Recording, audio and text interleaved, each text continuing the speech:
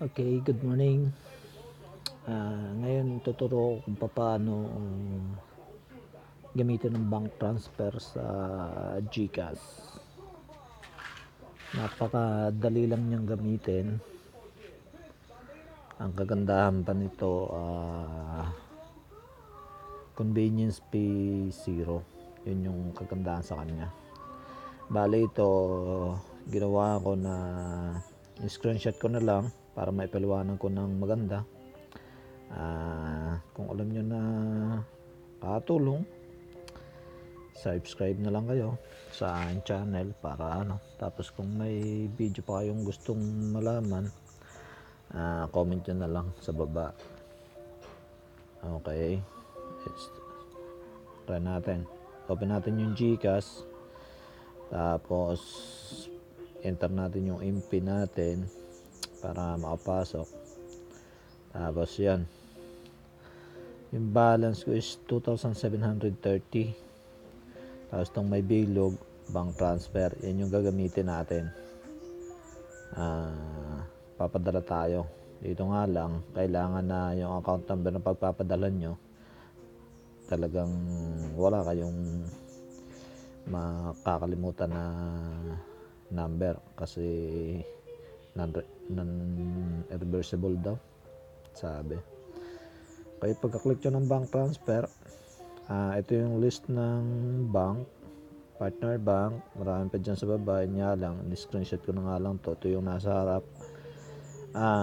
Magta-transfer tayo sa sa Land Bank of the Philippines.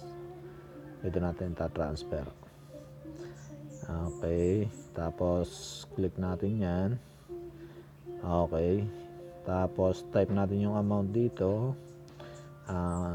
Hinide ko na lang yung account name, number, at saka yung send receipt to email, optional po yan. Pwede nyo pong huwag lagyan, pwede rin pong lagyan para may kopya kayo kung saan napunta talaga yung pinasa nyo na pera.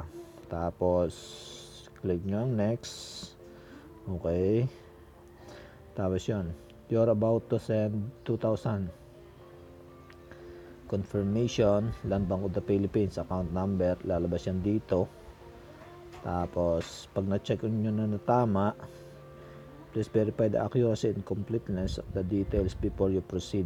Okay, by clicking confirm, you hereby accept all responsibility for this transaction done with your GCash account number and PIN. Tapos click confirm. Tapos yun, GCash send money to partner bank received. Your send money to partner bank transaction is being processed. Details. Okay. Amount 2,000. Di ba? Convenience fee zero. Hindi ka na gumastos. Nasa bahay ka lang, internet, o kaya nagpahinga ka ng pag-games, puro talo, o kaya pahinga ka, puro panalo. May nagpapadala, pwede mong patungan halimbawa ng 5 piso kada transaction o 10. Ganun lang kasi gumagamit ka ng internet eh.